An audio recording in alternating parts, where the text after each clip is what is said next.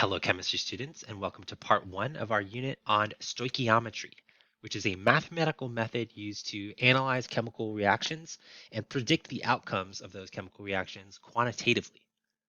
So the word stoichiometry is derived from Greek, from the words for element and measure, basically to measure out elements. And we use this term to refer to all quantitative aspects of chemical composition and reaction. And the closest thing that I can compare this to is like cooking.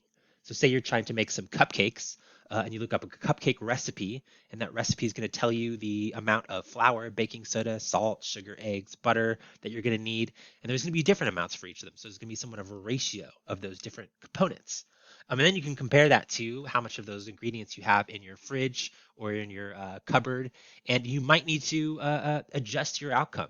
Like might not be able to make the exact amount that it says in the recipe. You might need to adjust it to make less or adjust it to make more. But you're still going to be trying to follow the same ratio of those ingredients to get the desired result. So for an example, stoichiometry gives us the means to determine how much of a reactant is needed, how much product is formed, and how much reactant will remain after the reaction, all based off of the chemical equation. So let's compare that to making something really simple, like a cheese sandwich. So in this middle row here, we have an equation for 2 bread plus 1 cheese yielding 1 cheese sandwich. We're writing sort of a recipe in the terms of a chemical equation. And say let's compare that to what we actually have. So say we have 2 pieces of cheese and it looks like we have 6 pieces of bread here. I want to be able to figure out, based off of what I have and the ratio in the chemical equation, how much product I can make. And in this case, the product is going to be a cheese sandwich. So the equation tells us that we need 2 pieces of bread for every 1 piece of cheese. So let's look at this from the perspective of the cheese. If I take one of these cheese slices and combine it with 2 pieces of bread, I'm going to make 1 sandwich. And then I do that with another cheese, and then I'll use 2 more pieces of bread and make a second sandwich. And now I've run out of cheese and I have 2 pieces of bread left over.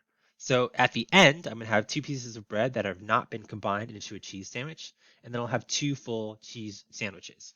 So this is kind of the main idea of this. Of course, it gets a lot more complicated when we're thinking about chemicals, but the logic is going to be exactly the same. So we can use this process to compare grams and moles of reactants and products in a chemical reaction. Today we're mostly going to be focusing on the mole part, but we're going to get to the gram part in a later lesson.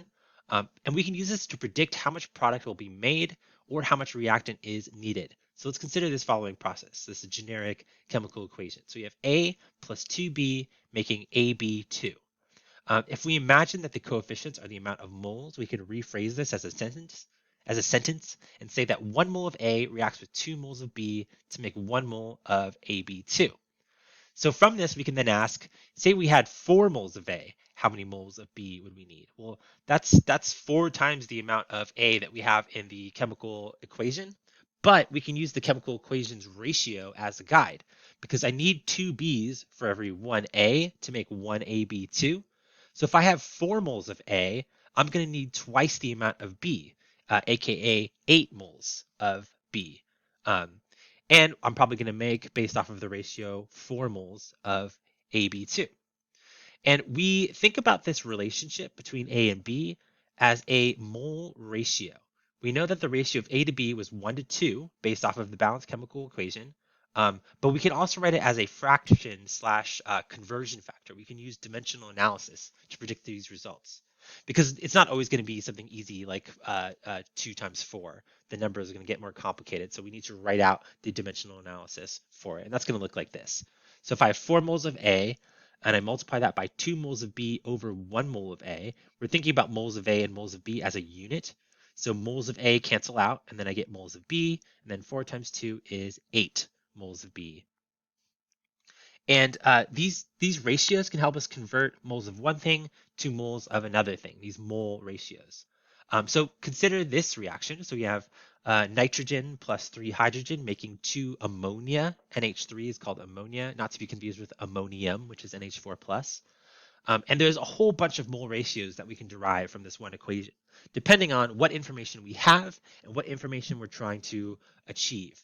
And remember that, like all conversion factors, they can be reversed depending on what direction of conversion that we're going from. So we know the relationship between nitrogen and hydrogen, we know the relationship between nitrogen and ammonia, and the relationship between hydrogen and ammonia. And all of these relationships can help us determine anything we want quantitatively about the ratios of this equation. So say, for example, I wanted to know how many moles of NH3 can we get from 9 moles of hydrogen gas. Well, I can use the relationship between hydrogen gas and ammonia, which is a 3-to-2 ratio. So 9 moles of hydrogen gas times 2 moles of ammonia over 3 moles of H2 is going to give us 6 moles of NH3 because the moles of H2 are going to get canceled, and then 9 times 2 divided by 3 is going to be 6.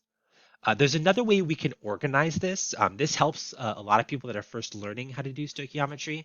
And this is called a BCA table. And it stands for before, change, and after.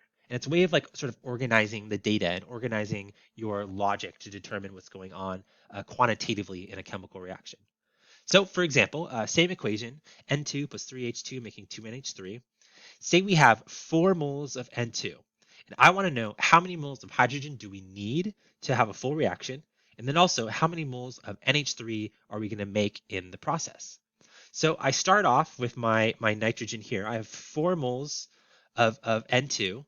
I don't know the rest yet. We're going to have to do some math to get there.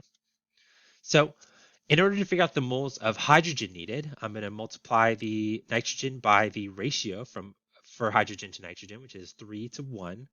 So 4 times 3 over 1 is going to give us 12 moles of hydrogen needed. So that means if I'm going to react all of the moles of nitrogen, I'm going to need 12 moles of hydrogen. And now I can place that here in the before row for how much H2 is going to be needed. Also, just as a quick note, we usually start with 0 of the product because this is the before, so the reaction hasn't happened yet, so we don't have any products yet. But I can predict how many products I'm going to make, also using the same method of comparing the ratios. So if I'm going to react 4 moles of nitrogen, the ratio of ammonia to nitrogen is 2-to-1. So I can multiply 4 times 2 over 1. Moles of N2 are going to get canceled out, and I have moles of NH3, and that's going to be 8 moles of the NH3. Now, to fill out the rest of the table, just to sort of summarize all of the logic here, I start with 4 moles of N2, and I start with 12 moles of H2, which I calculated up here. I start with 0 moles of product because the reaction hasn't happened yet. This next row represents the change. So if I'm going to react all 4 moles of my N2, my change is going to be minus 4, and I'm going to have none left at the end because I'm reacting all of it. Same thing with the hydrogen. I react all 12 moles of the hydrogen, so I do minus 12 in the change, and then also have 0 here. This might seem kind of silly that we're doing this, but it's gonna matter when we don't have the perfect amounts of each of the reactants. Like in that cheese and bread example, I had some bread left over, so it's good to sort of take note of how much you have, how much you're using, and how much you have left over at the end. So I started with 0 moles of the NH3. I made I made 8 moles of the NH3, so plus 8 moles. And then in the after row, I have now 8 moles of product and no moles of reactant left over. So now let's try this with an example where I don't have the perfect ratio of the two reactants. An example where I'm going to have to figure out what's going to run out first and what's going to be left over. So let's look at the same equation. So I have nitrogen reacting with hydrogen to make ammonia. And this time I have 3 moles of nitrogen and 10 moles of hydrogen. So instead of giving you one and asking you how much of the other you need, I'm just giving you how much of both you need, and you need to use that to determine what's going to happen in the reaction. So same ratio as before. I have 3 moles of nitrogen and 10 moles of hydrogen, and obviously starting out with 0 moles of the product. And the best way to figure out this is to analyze the change part to figure out how much stuff is actually going to react. And I'm going to need to do a little bit of dimensional analysis for that. So this is a little bit more complex since we don't have that perfect ratio, but we're going to use dimensional analysis. And the main thing we want to do is figure out how many moles of the other reactant that we would need if we're going to react all of one of our reactants. So say, for example, I want to see what's going to happen if I use all of my ammonia. How much hydrogen would I need to react with all of it? So I multiply my 3 moles of N2 by the ratio for hydrogen to nitrogen, 3 over 1, and that gives me 9 moles of hydrogen. So to react all of the nitrogen, I'm going to need 9 moles of hydrogen. Now let's look at the opposite situation. So say I want to react all 10 moles of my hydrogen. I'm going to flip the ratio so that nitrogen's on top and hydrogen's on bottom. So 10 times 1 over 3, that's going to be 3.33 moles of nitrogen needed to react with all of the hydrogen. And you kind of might notice what's going on here. But if I compare what I have to what I need, the answer will become clear. So to react all of the nitrogen, I need 9 moles of hydrogen. Well, I have 10 moles of hydrogen, so that's just fine. I'm probably going to have 1 mole of hydrogen left over if I proceed in that way. Now, if I was going to react all 10 moles of the hydrogen, I would need 3.33 moles of nitrogen. And if I compare that to what I have, well, that's more than I have. So this example here, this math here is technically impossible. But that tells us what happens here, because that tells us that the nitrogen is going to run out first, and there's going to be a little bit of hydrogen left over at the end of the reaction. And there are words that we use to describe this in chemistry, and that is called the limiting reactant and the excess reactant. The limiting reactant is the one that's going to run out first, and the excess reactant is going to be the one that has a little bit left over. And it's important to determine these because the limiting reactant is literally going to control how much product you can make. Because as soon as the limiting reactant runs out, the reaction stops, because if it's two things combining to make a new thing and one of those things runs out, you can no longer combine those things and make more product. So the way I kind of keep track of all of this on the BCA table, from that math, I determined that the nitrogen was the limiting reactant. So that's going to be the one that turns into 0 because we're going to use all of it. So 3 moles of nitrogen get used up, so that's minus 3 moles, and we end up with 0 moles of nitrogen left over. I also determined that I needed 9 moles of the hydrogen to react with all of the nitrogen, since it was a 3-to-1 ratio. So that means that I'm going to be using 9 moles of the H2, so 10 moles minus 9 moles, I'm going to have 1 mole of the hydrogen left over. And since we started with 0 and we're able to make 6 based off of the math here, it being a 2-to-1 ratio of NH3 to N2, which means I'm going to form 6 moles of NH3. Then I'm going to have 0 plus 6 moles, making 6 moles overall. Now, the figuring out the limiting reactant is really important because it's going to inform what goes in the change row. Because the change row should always reflect the ratio. So 1 to 3 to 2, 3 to 9 to 6, that's also a 1 to 3 to 2 ratio.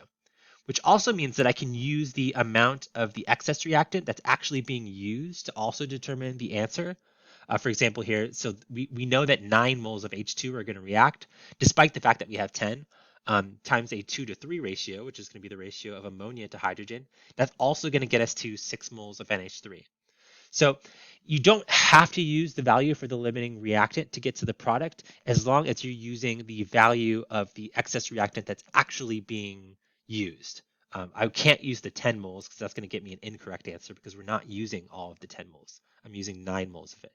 But for a safe bet, use the limiting reactant because that will always get you to the correct answer. All right, now let's bring this back to a cheese sandwich analogy. So say we have 10 slices of loaf bread and 10 slices of cheese, and we want to know how many sandwiches we can make with that. We can apply the same logic, and we don't need to use a BCA table. BCA tables are not mandatory. I want you to be able to write one if it comes up, but it's mainly meant to be a tool to help you sort of analyze your logic here. So I'm going to do this one without a BCA table. You still need to use dimensional analysis, though. You still need to use the unit conversion.